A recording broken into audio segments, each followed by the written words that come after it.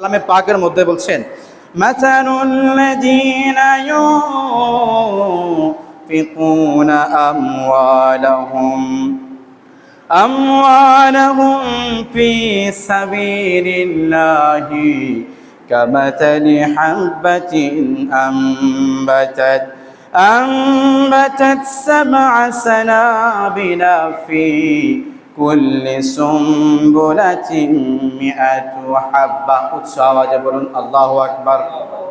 আমার আল্লাহ তাআলা বলছেন, হে উম্মতেরা, হে আমার বান্দারা, শোনো শোনো শোনো, আমি তোমাদেরকে যে সম্পদ দিয়েছি, যে টাকা দিয়েছি, যে রিজিক দিয়েছি, তোমরা স্বাচ্ছন্দ্য বোধ ভাবে আমি আল্লাহর রাস্তায় ব্যয় করো।